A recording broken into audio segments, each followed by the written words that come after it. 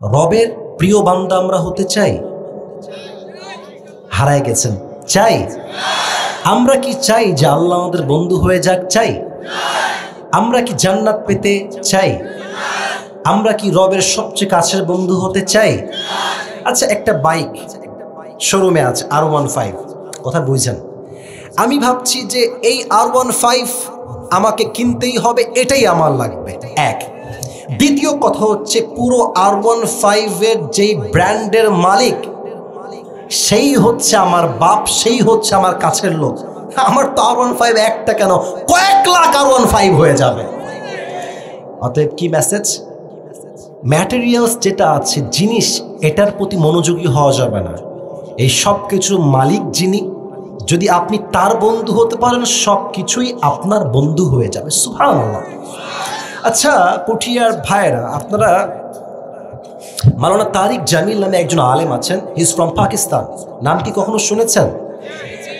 যুবকরা শুনছো তোমরা সবাই? আচ্ছা, আমি তো কিছুটা রেড কালার একটা কোটি পরে আছি, ব্ল্যাক টাইপের জুব্বা। উনি কিন্তু এগুলো পরেন না, উনি অলওয়েজ সাদা, হোয়াইট কালার, সাদা জুব্বা, সাদা পাঞ্জাবি, সাদা পাগড়ি।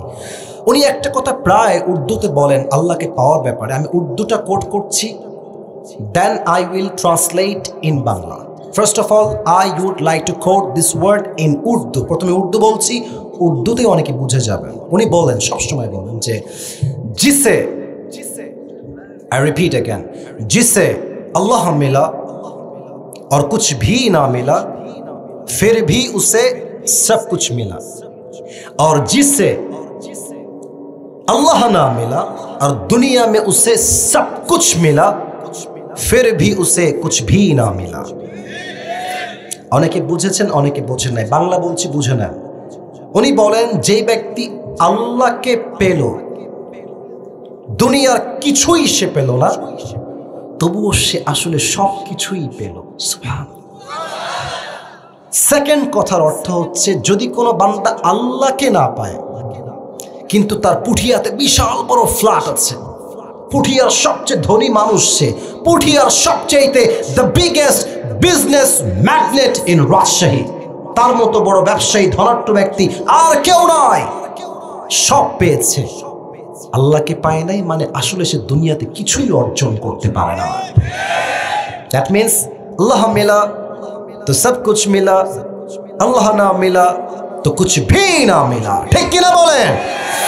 That is the main destination of our lives. আল্লাহকে যে পেয়েছে তার জীবনটাই তো সফল হয়েছে। এই আল্লাহকে পাওয়ার জন্য আজ এই পুঠিয়ার জমিনে আমরা সবাই 7টি আমল নিয়ে কথা বলতে চাই। বলেন সবাই, কয়টা?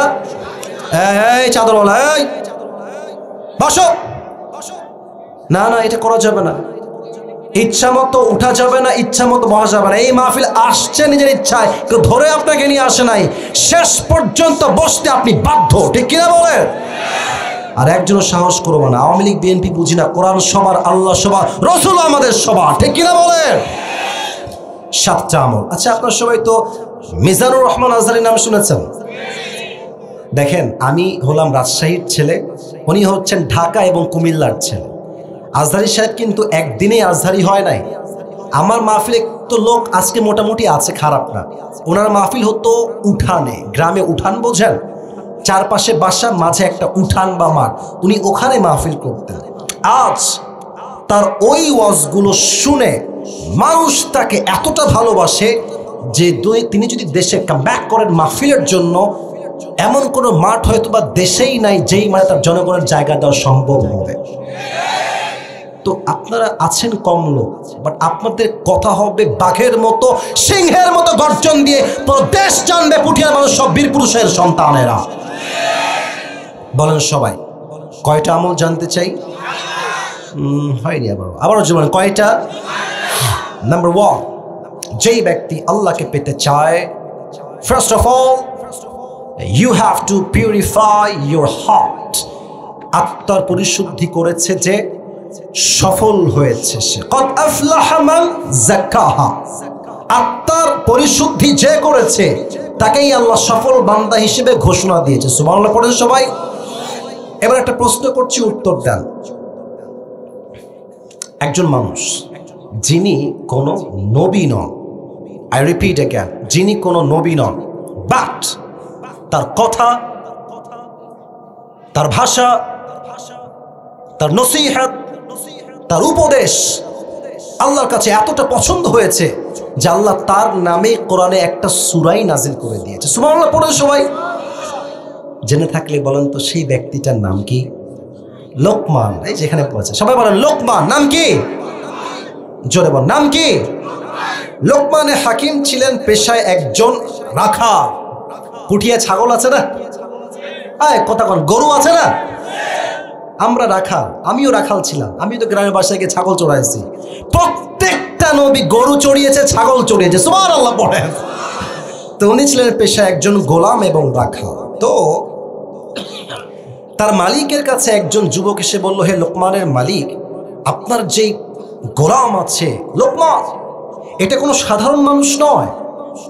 তার জ্ঞান, তার প্রজ্ঞা, তার উইজডম, তার মেধা, তার কথা, তার সৌন্দর্য, তার জ্ঞানের পরিধি এত সুন্দর, যখন সে রাখাল হয়ে ছাগল চড়াতে যায় 14 গ্রামের মানুষ তার কথা শোনার জন্য এক জায়গায় জড়িত হয়ে যায়।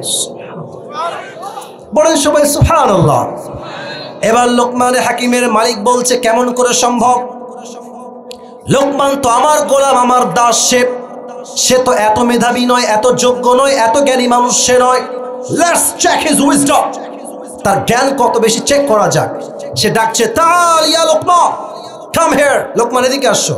মালিক, কি হয়েছে? কি বলবেন বলেন, যা বলবেন তাই আমি করব। বলছে, শোনো, একটা কাজ দিচ্ছি, গো অ্যান্ড ডু ইট, যাও এবং করো। কি কাজ? ইযহাব ওয়াদবাহ শাতান, যাবা একটা ছাগল জবাই করবা এবং ছাগলের সবচেয়ে পবিত্র অংশ কেটে আমার কাছে নিয়ে আসবা। গিয়েছে, ছাগল জবাই দিয়েছে। ছাগলের পবিত্র অংশ হচ্ছে কলিজা, হার্ট, হৃদয়, কেটে নিয়ে আসছে। বলছে, wow, fine, you have done amazing, this is right, এটাই পবিত্র অংশ, পারফেক্ট। আবার যাও, ওয়াদবাহ শাতান, আবার জবাই দাও, ওয়াখরিজ মিনহা আখবাসা মুযগাতাইন, তবে এবার পবিত্র অংশ নয়, সবচেয়ে অপবিত্র অংশ কেটে নিয়ে আসবা। লোকমান হাকিম আবার গিয়েছে, আবার ছাগল জবাই করেছে। এবার সবচেয়ে নাপাক অপবিত্র অংশ আবার কলিজা কেটে নিয়ে আসছে। মালিক, এই নেন কলিজা। মালিক বলছে, আয় হায় হায়, তোমাকে ভাবলাম বড় জ্ঞানী মানুষ, মেধাবী মানুষ, বুদ্ধিজীবী মানুষ, তোমার তো বুদ্ধিমতি কিছু নাই লোকমান, তুমি তো মূর্খ, তোমার তো জ্ঞান বেশি একটা ভালো নয়। লোকমান আবার চালাক আছে, খুব ভালো, খেপে যায় না। বলছে, মালিক, আমি কি চালাক না বোকা, দ্যাটস এ ডিফারেন্ট ম্যাটার, এটা ভিন্ন বিষয়। বাট প্রত্যেকটা মানুষের দেহে একটা ছোট্ট অংশ আছে, পবিত্র অংশ। যদি এটা পবিত্র থাকে, আবারও বলছি, প্রত্যেকটা মানুষের দেহে একটা ছোট্ট গোস্তের টুকরা আছে, যদি এইটা পবিত্র থাকে, পুরো দেহটাই পবিত্র থাকে। এইটা নষ্ট হয়ে গেলে পুরো দেহটাই নষ্ট হয়ে যায়। এটার নামই হচ্ছে আত্মা, এটার নামই হচ্ছে হৃদয়, ঠিক কিনা বলে? এই আত্মা, আবার আপনি কিন্তু ভাইবেন না যে আসিফ হুজুর জাস্ট ওয়াজ করবে আর বাস্তবতা বলবে না। No, I am not like that, আমি আপনাকে সব বলবো। এই আত্মা হচ্ছে, হাদিসে আসছে 3 প্রকার। পুঠিয়ার গন্ডগোরের ভাইরা, আমি সবার থেকে শুনতে চাই জবান খুলে, অ্যাট দ্য সেম টাইম একই সময়। আত্মা মোট হাদিসের ভাষ্য অনুযায়ী কয় প্রকার? মন মতো হয় নাই, আবারও বলছি, ভালোবেসে বলেন, কয় প্রকার? আমি বলবো, আপনারা সবাই আমার পরে রিপিট করবেন। You have to repeat after me whenever I will share the heart। এই হার্টের বিষয়ে আমি শেয়ার করছি, আপনি আমাকে বলবেন যে কি কি। এক হচ্ছে সুস্থ হার্ট, সুস্থ হৃদয়, 1 নাম্বার।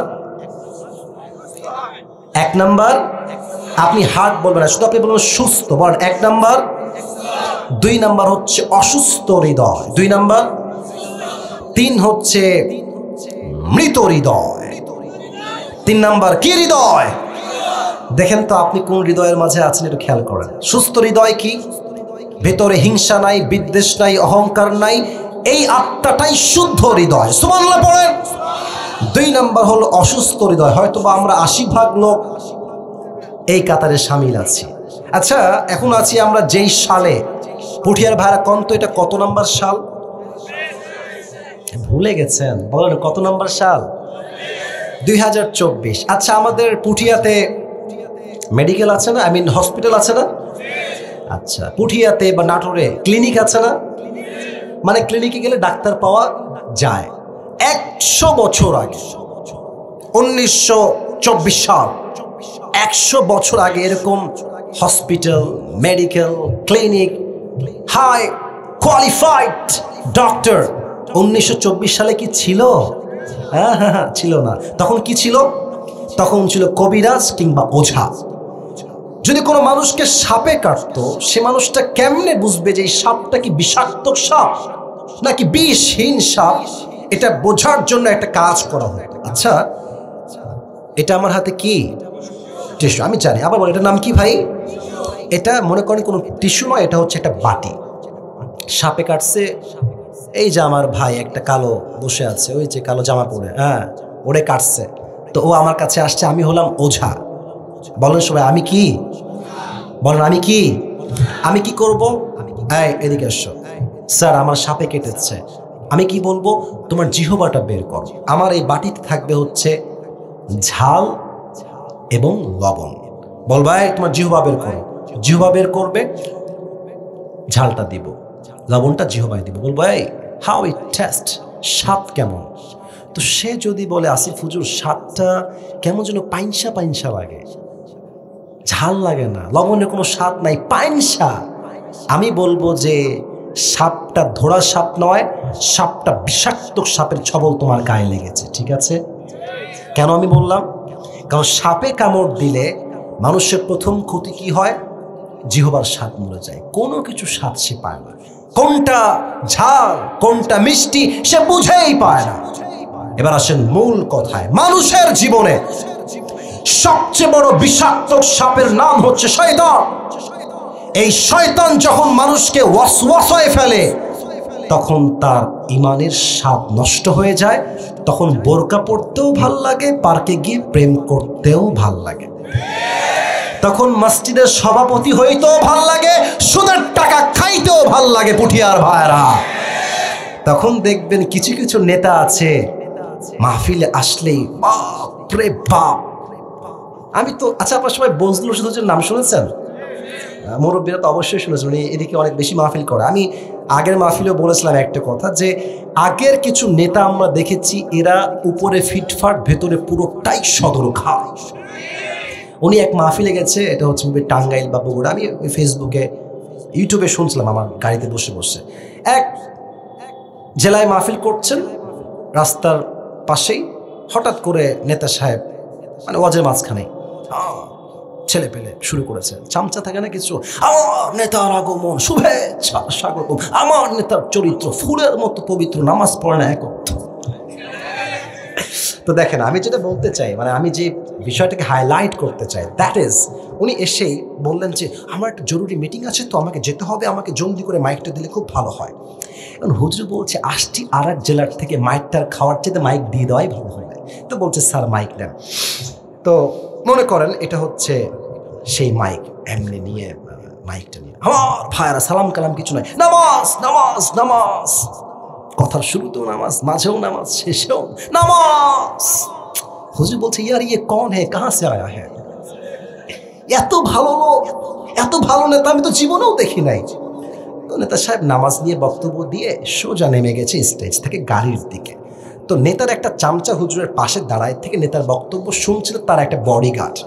বলছে এদিকে, নেতার বডিগার্ডকে এদিকে আয়। আচ্ছা, কি রে, তোরা তো অনেক ভালো মানুষ রে, মাশাআল্লাহ, 70 টাকা তোমরা তাহাজ্জুদই পড়ে, তাই না রে? তো যুবকটা আবার খুব চালাক, হুজুরকে ভালোবাসে। তো বলছে, হুজুর, রাজশাহীর ভাষায় বলছে রাগ করেন না, হুজুর এমনিই বলছে আর কি, বলছে হুজুর রাগ করেন না, এই নেতার সঙ্গে 5 দিন একসঙ্গে 18 মতো আছি, এই শালা এক ওয়াক্ত নামাজে পড়ে না। তার মানে কি, নেতা সাহেবের নামাজের কথা বলতেও ভাল লাগে, বাটপারি করতেও ভাল লাগে, ঠিক কিনা বলে? এটা হচ্ছে অসুস্থ হৃদয়। তৃতীয় হৃদয় হচ্ছে মৃত হৃদয়। এটা বড় ভয়ঙ্কর প্রকার। মৃত হৃদয় কারা জানেন? আল্লাহ বলছেন এরা কুত্তার চাইতেও খারাপ। নাউজুবিল্লাহ বলবেন না আপনার? না না না, আপনি জোরে বলেন, আল্লাহকে বলেন নাউজুবিল্লাহ। কুকুরের চাইতে খারাপ। আচ্ছা বলেন তো সবাই, পৃথিবীতে সৃষ্টির সেরা জীব কারা? পেছনে আওয়াজ ভালো, সামনে আওয়াজ না। আমি আবার I ask you the same question again. পৃথিবীতে সৃষ্টির সেরা জীব কারা?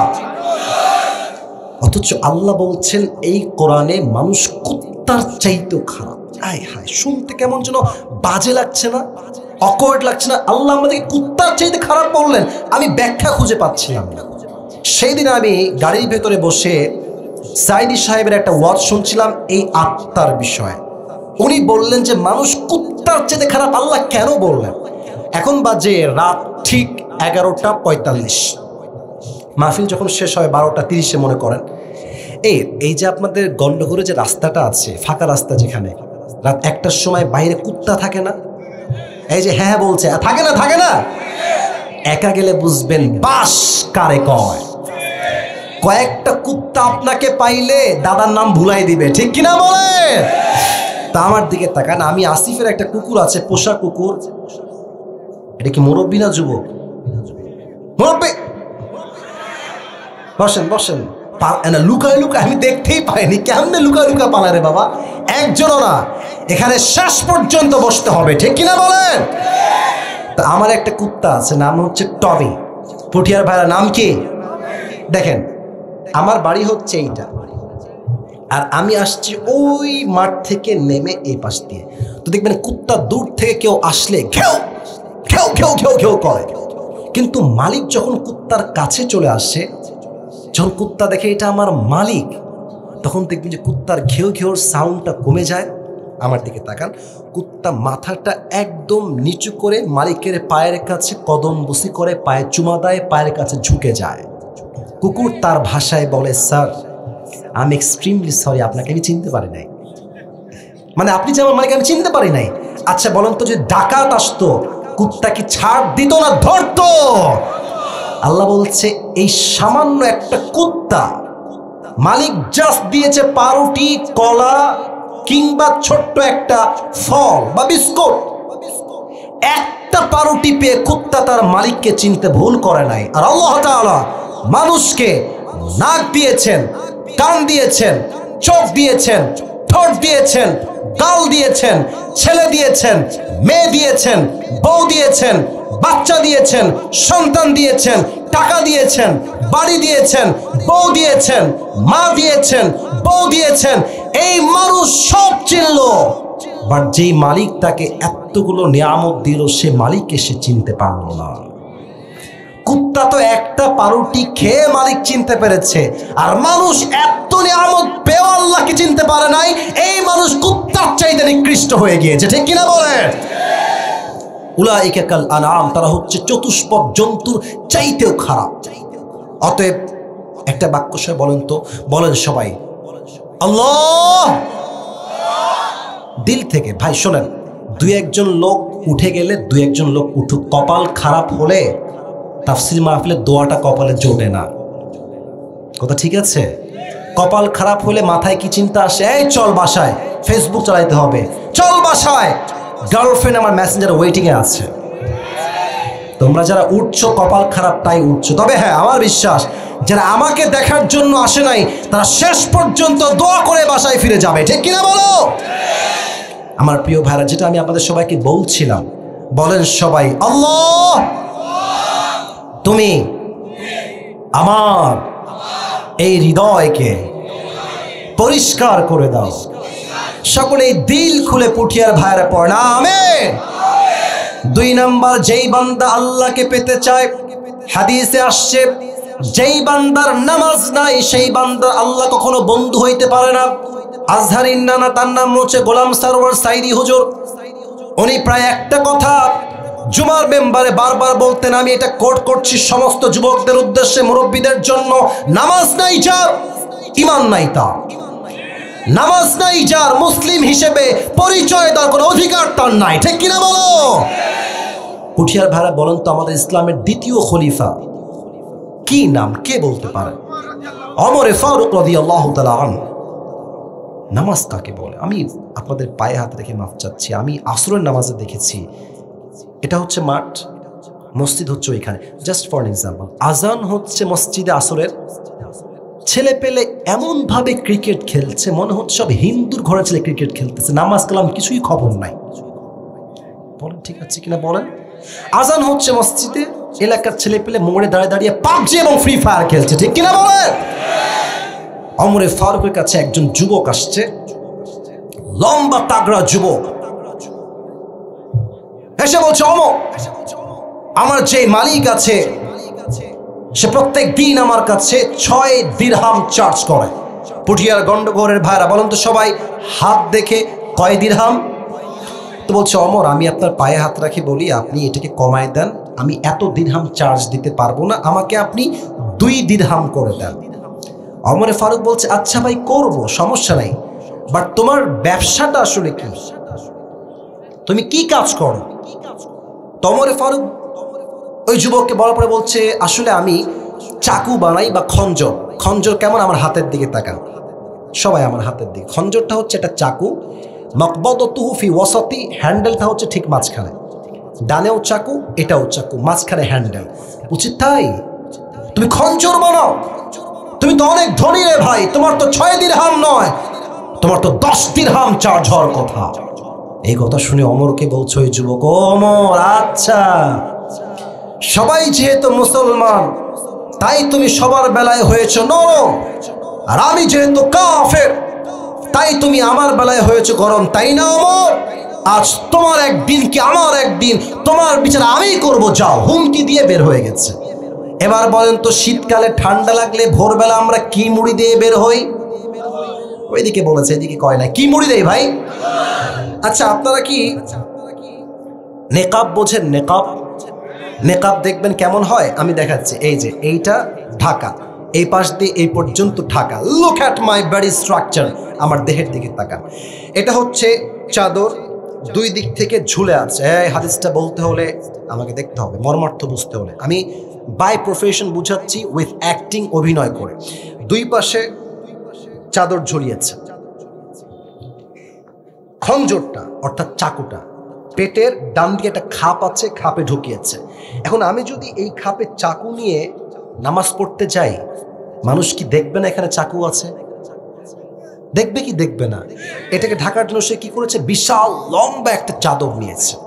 পাকিস্তানে এটাকে বলা হয় শাল, আমরা বলি চাদর। 2 পাশে চাদর ঝুলিয়েছে। যুবক ভাইরা, লুক অ্যাট মাই ফেস, আমার চেহারা দেখো। চাদরটাকে নিয়ে এই পাশে ঝুলিয়ে, এই পাশে যে সাইডটা আছে এটাকে পুরো তুলে এই পর্যন্ত নিয়ে আসছে। আর ডান দিক থেকে চাদরটাকে এমনে ঠিক মেয়েদের নেকাবের মতো দিয়ে পুরো চেহারাটা ঢেকে একদম অচেনা মানুষের রূপ ধারণ করেছে। ফজরের আজান হয়েছে, অপেক্ষায় আছে কখন ওমর আসবে নামাজ পড়াতে ইমাম হয়ে। ওমর ইমাম হয়ে আসছে মসজিদের ভেতরে, এসে বলছে, এই সাহাবা একরাম, সফু সুফুফাকুম, কাতার সোজা করো, কাঁধে কাঁধ মিলিয়ে দাঁড়াও, আল্লাহু আকবার। এবার আমার 2 হাত দেখেন, কেউ আমার চেহারা দেখবেন না। উনি নামাজে দাঁড়িয়ে সানা পড়েছেন, সূরা ফাতিহা পড়েছেন, এন্ড দেন তিনি কিরাত পড়েছেন। এবার তিনি আল্লাহু আকবার দিয়ে রুকুতে গেছেন। আয় হায়, যখন তিনি রুকুতে গেছেন, পেছন থেকে ওই কাফের আবু লু আল মাজুসি এই ছুরিটা বের করে ওমরের ঠিক পেটের এখান থেকে শুরু করে এমনে ধরে একবার, আবার, third time, again and again, 3 বার এমন চাকুর পোষ দিয়েছে পেটে। হাদিস আসছে এই পুরো পেট কেটে নাড়ি ভুঁড়ি সব বাহিরে গল গল করে বের হয়ে গেছে। আর ওমর ফারুক নামাজের মাঝে চিৎকার দিয়ে বলছে, কাতালানি আল কালব, আমাকে একটা কুত্তা হত্যা করেছে, আমাকে বাঁচাও। এমনি অজ্ঞান হয়ে পড়ে গেছে। আর ওই কাফের ওমরকে হত্যা করে পেছন দিয়ে বারবার যাকেই পাচ্ছে এমনি আঘাত করছে। হাদিসে আসছে সে চাকু দিয়ে এমন আঘাত করেছে 7 জন সাহাবী ওই চাকুর আঘাত খেয়ে জায়গাতেই স্পট ডেথ, জায়গাতেই শেষ। ওমর ফারুক অজ্ঞান হয়ে শুয়ে আছে। কোনো মতে সাহাবা একরাম ধরে ডান দিকে নিয়ে আসছে। চোখ মুখ কালো হয়ে গেছে, কিছু দেখতে পাচ্ছে না, অজ্ঞান। সাহাবায়ে কেরাম বলছে ইয়া তাবিব, ডাক্তাররা কোথায়, আসেন সবাই, ওমর ফারুককে বাঁচান। সব ডাক্তাররা দৌড় দিয়ে আসছে। ওমরের দুই পিঠে হাত দিয়ে ওমরকে হালকা করে একটু তুলেছে, এই ঠোঁটটা ধরে হালকা করে ফাঁকা করেছে, পানির একটা পেয়ালা নিয়ে এসে পানি দিয়েছে মুখের ভেতরে। পুঠিয়ার ভাইয়ারা, হাদিসের মর্মার্থ না বুঝলে নামাজ কাকে বলে আপনি বুঝবেন না। আমার চেহারার দিকে তাকান, পানি যখন দিয়েছে মুখের পানির ঢোকটা ঢুকেছে, এই গলা দিয়ে নেমে পানিটা বুক দিয়ে নেমে পুরো পেট এমনভাবে কেটে ফেড়ে গেছে পুঠিয়ার ভাইয়ারা, এই নাড়ি ভুড়ি এমনভাবে বের হয়ে ফাঁকা হয়ে গেছে যে পানিগুলো গলা দিয়ে নেমে বুক দিয়ে নেমে সব পানি পেট দিয়ে গড়গড় গড়গড় করে বাহিরে বের হয়ে গেছে, একটা পানিও পেটের ভেতরে থাকে না। ডাক্তাররা বলছে দুধ নিয়ে আসো, দুধ বড় গাঢ় খাবার, এটা সহজে পেট কেটে বের হবে না। দুধ নিয়ে আসছে, আয় হায় হায়, দুধ দিয়েছে, দুধটা গলা দিয়ে নেমে বুক দিয়ে নেমে পুরো পেট কেটে বাহিরে গল গল করে বের হয়ে গেছে। এই দৃশ্য দেখে সাহাবায়ে কেরামদের চোখে আর পানি থামছে না, সবাই বুঝে গেছে Omar Faruk is going to die, সে হয়তো আর বাঁচবে না। হঠাৎ করে এক সাহাবী দেখছে যে ওমর ফারুকের চোখটা পুরোটাই বন্ধ ছিল। আমার চোখে দেখেন চোখটা এভাবে বন্ধ হয়ে আছে আমার, হঠাৎ করে আমি চোখটা ভেরি লিটল বিট একদম ছোট্ট করে খুলেছি। ওমর ফারুক চোখ হালকা খুলেছে, ওই সাহাবী দৌড় দিয়ে আসছে, মালাকা ইয়া ওমর, ওমর আপনার কি হয়েছে, আপনি কি ঠিক আছেন? ওমর ফারুক জবান দিয়ে একটা কথাও বলছে না, বলছে হাত দেখেন, মানে তোমার কানটা আমার মুখের কাছে নিয়ে আসো। ওই সাহাবী দৌড় দিয়ে গিয়ে কানটা মুখের কাছে দিয়েছে। সে ভাবছে ওমর ফারুক হয়তো বলবে আমার রাজ্য দেখে রেখো, আমার সম্পদ দেখে রেখো, আমার বউকে দেখে রেখো, আমার সন্তানকে দেখে রেখো। হি ওয়াজ থিংকিং লাইক দিস, সে ভাবছে এটাই বলবে। আর যখন কানটা বাড়িয়ে দিয়েছে ওমর ফারুকের জবানের কাছে, পেট কেটে গেছে, নাড়ি ভুড়ি বের হয়ে গেছে। ওই মুহূর্তে ওমর ফারুক বলছে এই সাহাবী, আসল্লান নাস,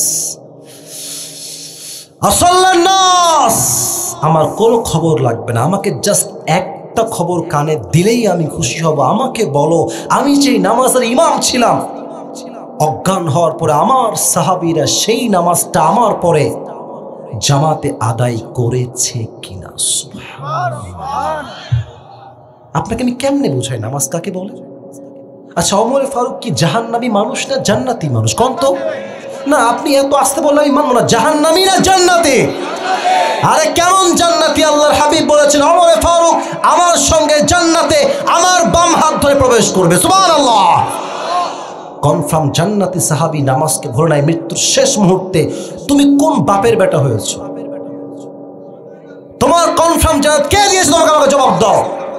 আজান হচ্ছে মসজিদে, মুরব্বী বেলাজের মতো কিছু মুরব্বী আমি দেখেছি রাজশাহীতে, আজান হচ্ছে মসজিদে, এলাকার চায়ের দোকানে বসে বসে বিড়ি টানছে যুবক ভাড়া, ঠিক কিনা বলো? আপনি কই থেকে জান্নাতের টিকিট পেয়েছেন যে আপনি নামাজ পড়তে চান না? এখানে অনেক যুবক আসছে, রাগ করবেন না আমার কথায়, ওদিকে অনেক যুবক আছে এশার নামাজটাও পড়ে নাই, ফজরটাও পড়বে না, তো এই মাহফিলে লাভ হবে কি ভাই? আমার বক্তা নিয়ে আসেন শুধুমাত্র শো অফ করার জন্য। নিয়ত আমাদের হচ্ছে, আমারও নিয়ত চেঞ্জ করতে হবে, আপনারও নিয়ত চেঞ্জ করতে হবে। নিয়ত করতে হবে যে বক্তার চেহারার জন্য নয়, বক্তার আমল দেখে, চরিত্র দেখে আমরা ভালোবাসবো, ঠিক কিনা বলেন? নামাজ নাই যার ঈমান নাই তার, অতএব নামাজটা হচ্ছে আল্লাহকে পাওয়ার সবচাইতে বড় উপায়, ঠিক কিনা বলেন পুঠিয়ার ভাইরা? 3 নাম্বার হচ্ছে বাবা মায়ের দোয়া। আব্বা আম্মার দোয়া যার জীবনে নাই।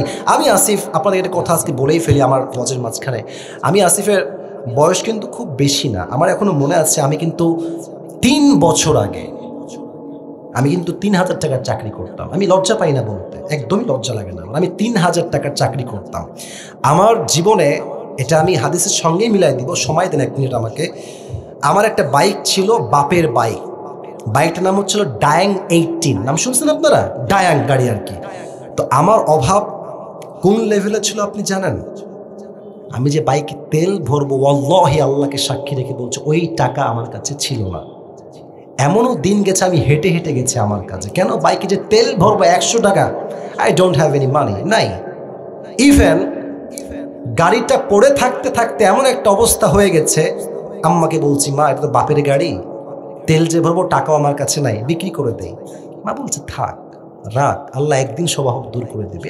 আম্মা বলছে, বিশ্বাস করেন জাস্ট 1 থেকে 1.5 অথবা 2 বছরের ব্যবধানে আল্লাহ আমাকে মায়ের দোয়ায়, বাবার দোয়ায় এই পর্যায়ে নিয়ে আসছে যে হালালভাবে আমি নিজেই ব্র্যান্ড নিউ কার প্রায় অর্ধ কোটি টাকা দিয়ে কিনেছি, আলহামদুলিল্লাহ।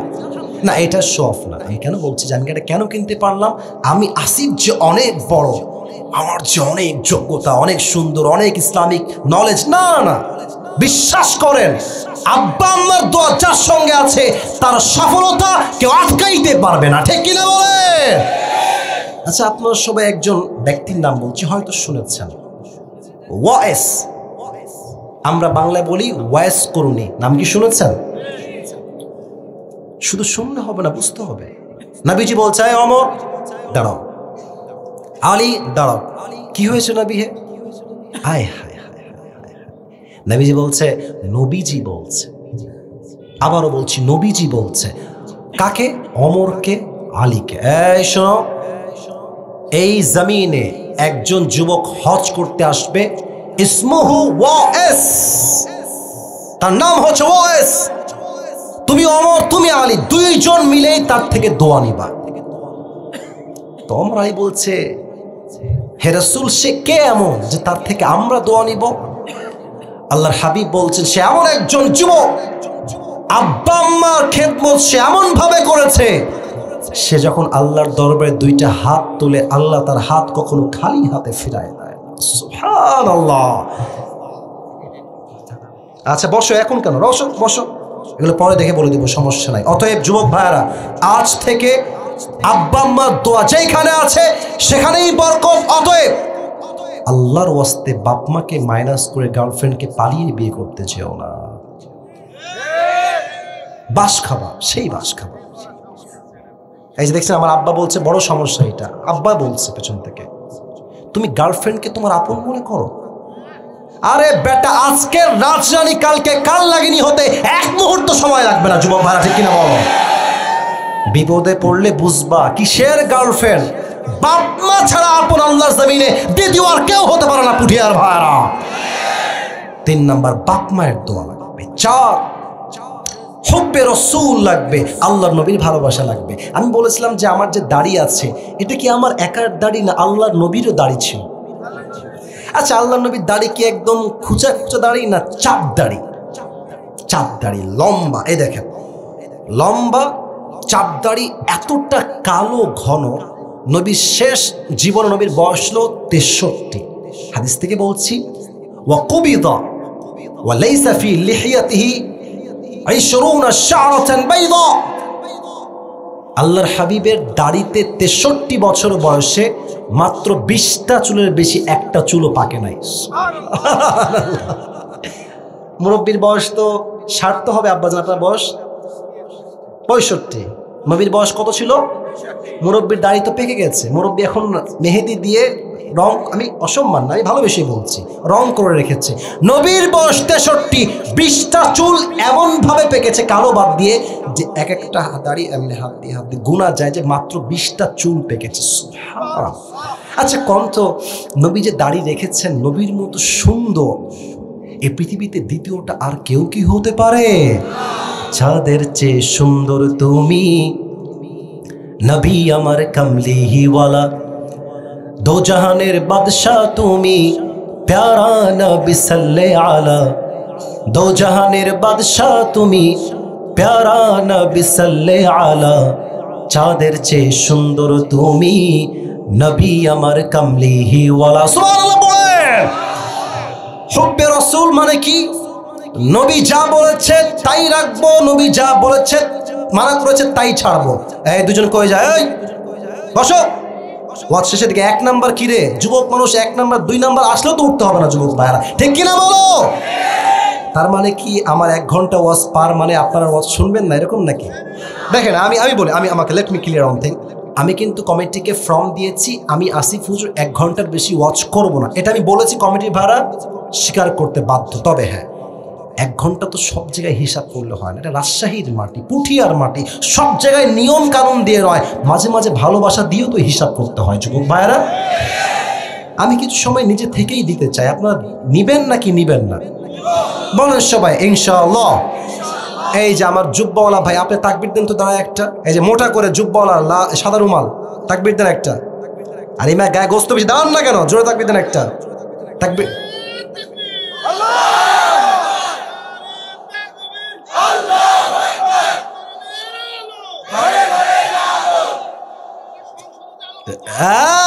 মারহাবা বলেন মাশাআল্লাহ। আল্লাহ ভাইয়ের সাইজও যেমন দিয়েছে, সাউন্ডও তেমন দিয়েছে। আল্লাহ আমার প্রিয় ভাইকে নেই খায়াত দান করুক, আমরা সকলেই পড়ছি আমিন। এবার বলেন তো পুঠিয়ার ভাইরা, ইসলামের প্রথম খলিফার নাম কি ছিল? আবু বকর রাদিয়াল্লাহু তাআলা আনহু। এদিকে তাকান, হুব্বে রাসূল, নবীর ভালোবাসা কাকে বলে? একটা তথ্য শেয়ার করছি, অনেকে জানেন না। আবু বকর কিন্তু শুধুমাত্র নবীজির সাহাবী নয়, আবু বকর নবীজির বন্ধুও, যেমন আবু বকর নবীজির শ্বশুরও বটে। সুবহানাল্লাহ পড়েন। আবু বকরের মেয়ের নাম কি ছিল, কে বলতে পারে? আয়েশা। বলেন সবাই, নাম কি? আচ্ছা, নবীর বউ মোট কয়টা ছিল? 11টা। নবীর প্রথম বউয়ের নাম কি ছিল? নবীর একটা মাত্র বউ, যিনি কুমারী ছিলেন, আগে কোথাও বিয়ে হয় নাই, কোথাও ডিভোর্স হয় নাই, নাম কি? আয়েশা। দেখেন, নবীজি আয়েশাকে যেই দিন বিয়ে করেছেন, এই হাদিসটা বলে আমি আমার আলোচনা শেষ দিকে চলে যাচ্ছি, কোনো সমস্যা নাই। বিয়ের দিন বাসররাত, লজ্জা পাবেন না, বাসররাত আছে না? এই যে লজ্জায় মরে গেছে। আরে ভাই, কোন বাসররাত আছে না বিয়েতে? বাসররাতে নবীজি প্রবেশ করেছেন, আয়েশা ডান দিকে বসে আছে, অল্প বয়স। নবীজি এসে বলছে, আয়েশা, তুমি যে চাঁদের মতো সুন্দরী, অপরূপা সুন্দরী, তোমাকে বিয়ে করার আগ থেকেই এই খবর আমি জানি। সুবহানাল্লাহ। তো আয়েশা বলছে, নবী আপনি কেমনে জানেন? কেমনে? তো বলছে, একদিন আমি ঘুমিয়েছিলাম শেষ রাতে তাহাজ্জুদের সময়, দেখলাম বিশাল বড় ফাঁকা একটা মাঠ, আমি হাঁটছি, ওদিকে আছে জিব্রাইল।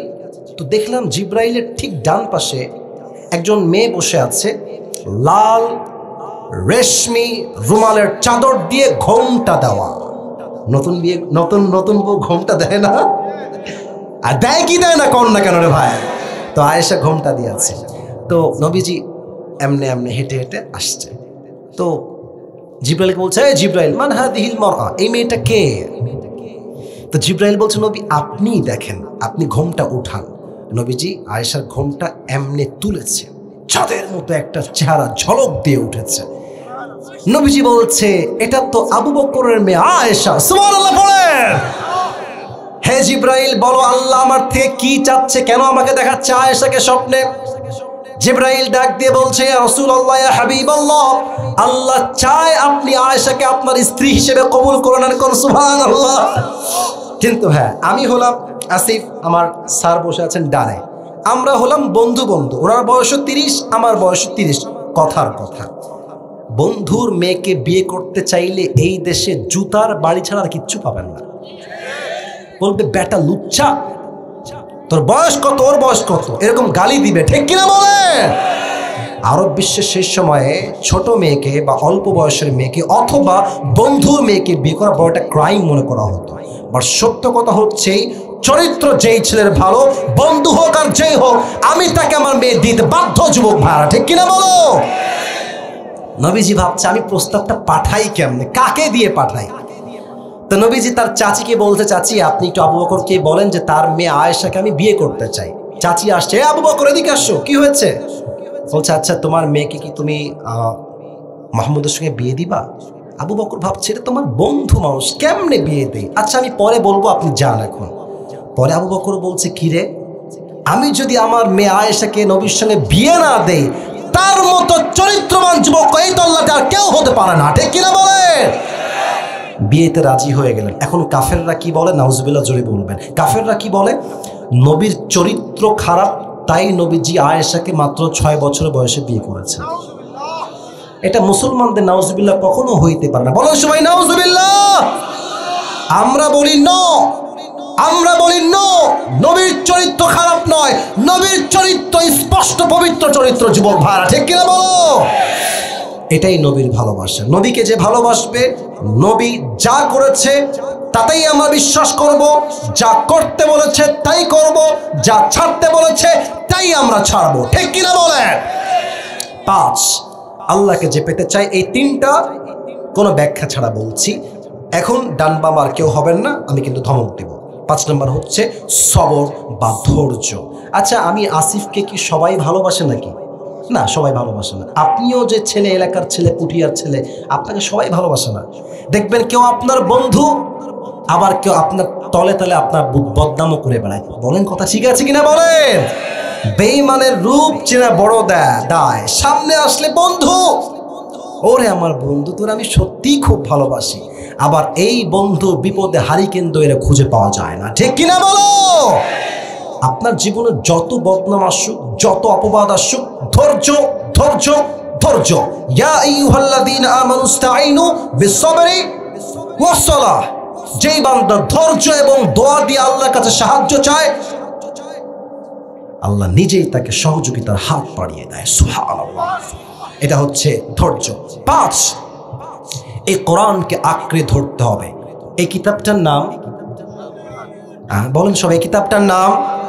এই কিতাবে কোনো ভুল আছে? আচ্ছা, এই কিতাবটার রাজ এই জমিনে কায়েম হোক, এটা আমরা চাই কি চাই না? আমাদের পার্লামেন্ট, সংসদে এই কোরআনের রাজ কায়েম হোক, এটার বিধান কায়েম হোক, এটা আমরা সবাই চাই কি চাই না? কোরআনকে আঁকড়ে ধরতে হবে। 7, যে আমলটা বলবো এটা আমি বলবো না, এটা আপনাদের থেকে আমি বের করে নিব। সকলেই বাম হাত নয়, ডান হাতটা উঠান। সকলেই please raise your right hand. মুরব্বীরাও তুলবেন, যুবকরাও তুলবেন, দাঁড়ায় থাকেও তুলবেন, বসে থাকলেও তুলবেন। এই যে ডান হাতটা আছে না, এখানে রাখেন, বুকে। এই তো মাশাআল্লাহ, বুঝে গেছেন। এই যে বুকে, আমিও রেখেছি, আপনারাও রাখেন।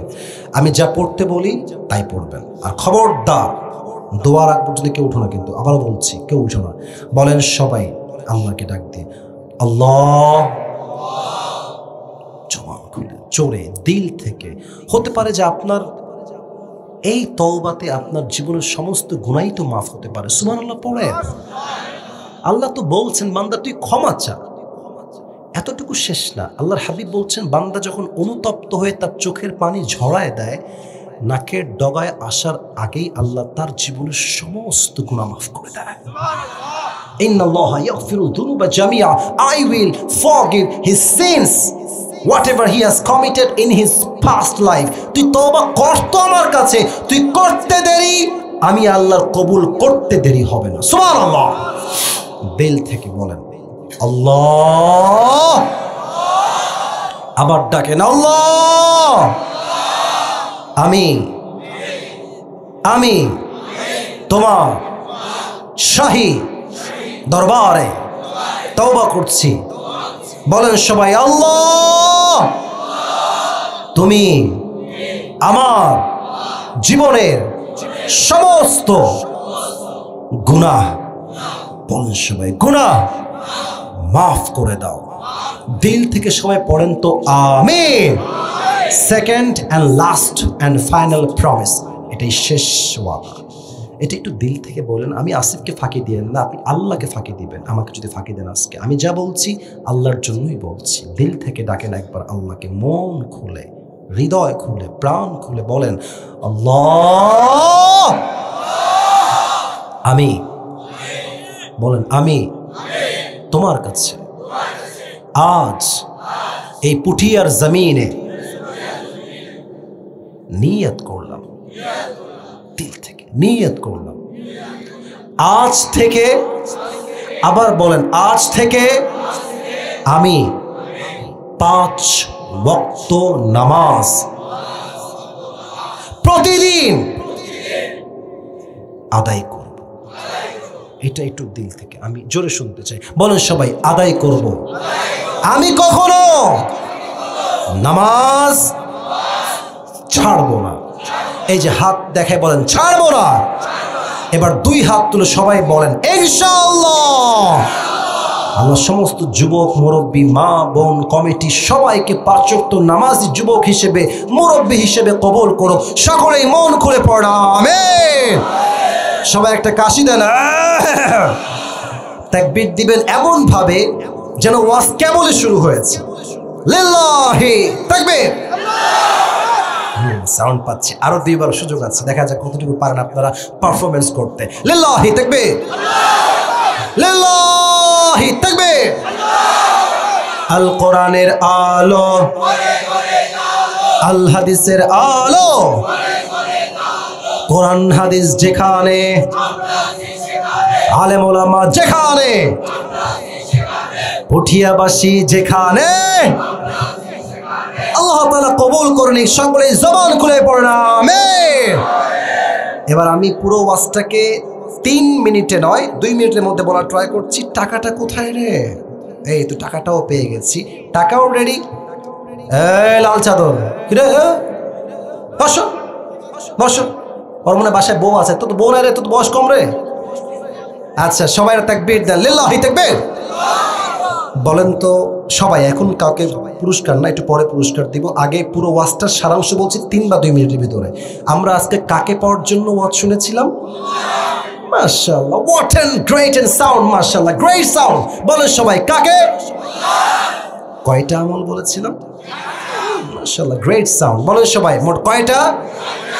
7 নাম্বারটা আবার বলছি, এটা কিন্তু তওবা ছিল। 7 নাম্বার আমলটা কি ছিল?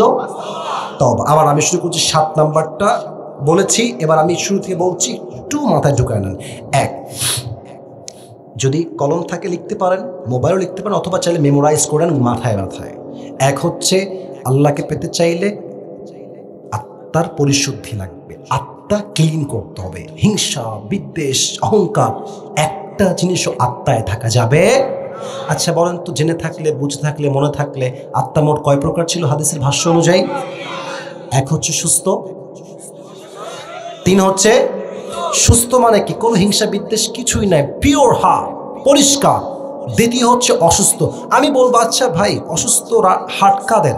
আপনি বলবেন হুজুর এরা হচ্ছে তারা যাদের কাছে ভালো কাজও ভালো লাগে, খারাপ কাজও ভালো লাগে, এদের ইমানের স্বাদ মরে গেছে, জেনা করতেও ভালো লাগে, 5 ওয়াক্ত নামাজ পড়তেও ভালো লাগে, ঠিক কিনা বলেন?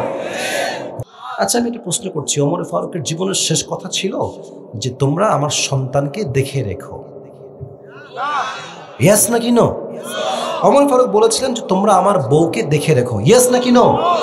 ওমর ফারুক বলেছিলেন তোমরা আমার রাজ্যকে দেখে রেখো, ইয়েস নাকি নো? উনি কি বলেছেন? একটা কথা, আসল্লাহ নাস, আমাকে আগে বলো আমি যে ইমামটা ছিলাম নামাজের, আমার পরে নামাজটা আদায় হয়েছে কিনা। সুবহানাল্লাহ, পড়ে সবাই। 2 নামাজ লাগবে। 3, যে আল্লাহকে পেতে চায় তার জীবনে আব্বা আম্মার দোয়া লাগবে। নেবেন তো ইনশাআল্লাহ? জোরে কর, নেবেন তো ইনশাআল্লাহ? 4, যেই বান্দা আল্লাহকে পেতে চায় তার জীবনে নবীর ভালোবাসা লাগবে। লাগবে কি লাগবে না? নবীর ভালোবাসা লাভ কি জানেন?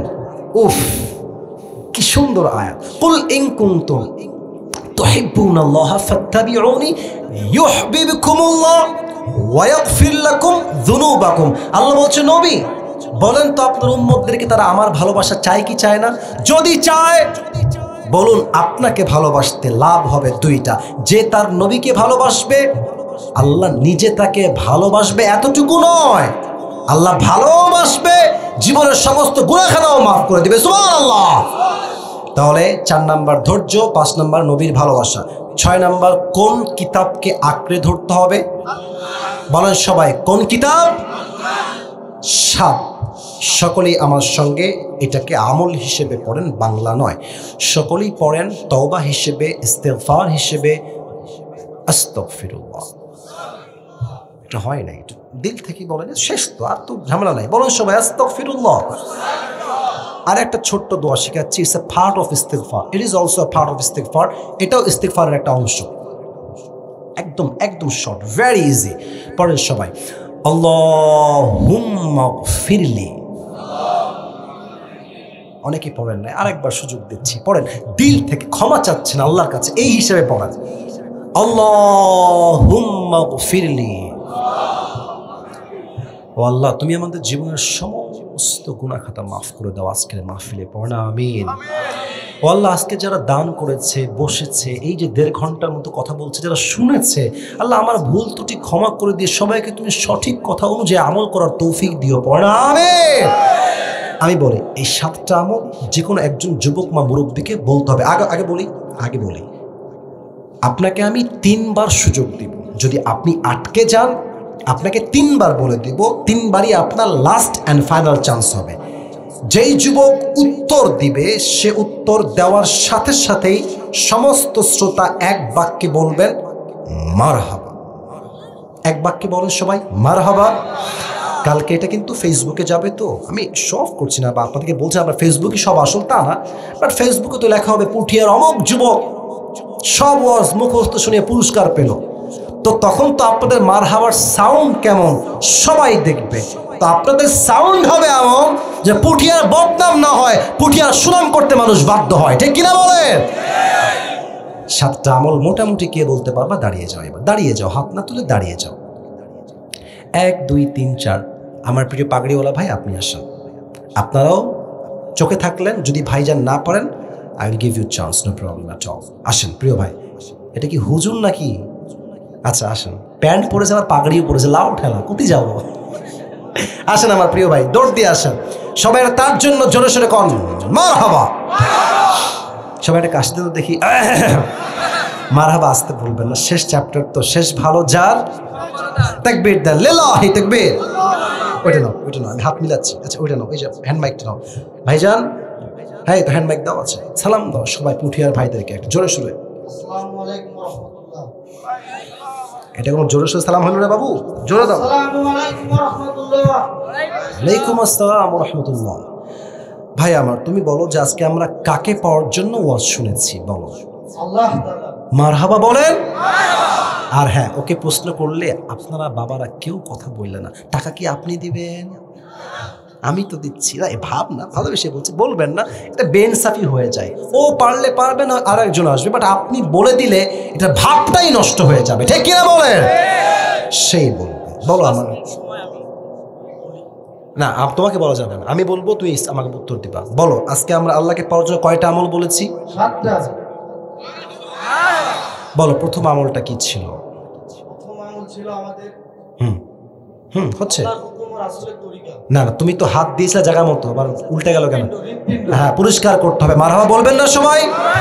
আচ্ছা বলো তো, এই হৃৎপিণ্ড বা আত্মা বা হৃদয় কয় প্রকার? মারহাবা। প্রথম প্রকারটা কি ছিল?